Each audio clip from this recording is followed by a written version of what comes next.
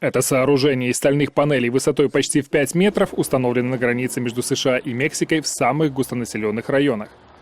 Общая протяженность границы между странами более 3000 километров. С мексиканской стороны это путь в США, Ногалес, Аризону. За пограничными постами стена, разделяющая страны. Барьер простирается дальше, в пустынные холмы. Эту территорию американские пограничники патрулируют на автомобилях.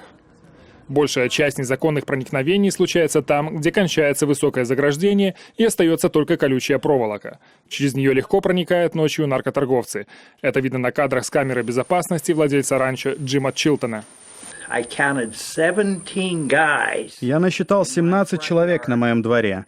Понятно, что они все вовлечены в наркоторговлю. Джим отмечает, что нежданные гости мирно покинули его двор после того, как он дал им воды. Однако в условиях, когда ближайший полицейский участок в часе езды, опасения Джима вполне обоснованы. Мы сами себе закон. Наш закон находится в кобуре. Чилтон и другие владельцы приграничных ранчо рассказали, что нелегальные иммигранты нередко ломают заборы, совершают поджоги и перерезают трубы поилок для скота. Джону нравится план Дональда Трампа, предполагающий строительство стены. Эта мера, считает он, заставит нелегалов дважды подумать перед тем, как рисковать жизнью в горячей безводной пустыне. Если бы они обезопасили границу, на моем ранчо не умирали бы люди. Представители пограничной службы США говорят, что они делают все возможное. Каждый божий день мы направляем агентов на патрулирование границы. Каждый. Бисон подчеркивает, что сегодня те, кто незаконно ввозит людей и наркотики, хорошо подготовлены. У них есть разведчики, которые ведут за нами наблюдения с высоких точек на холмах и горах. Они знают, что мы делаем и когда.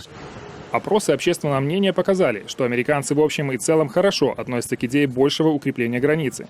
Однако опросы населения в прилегающих границе районах показали, что 86% на мексиканской стороне и 72% на американской выступают против возведения стены. Защитник прав иммигрантов, преподобный Рэнди Мейер, считает, что существующая стена уже оскорбительный символ по отношению к мексиканцам.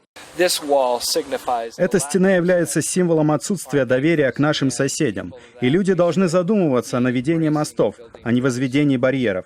Джим Чилтон и его соседи тоже хотят хороших отношений между США и Мексикой, однако, по его словам, закон и порядок должны быть на первом месте.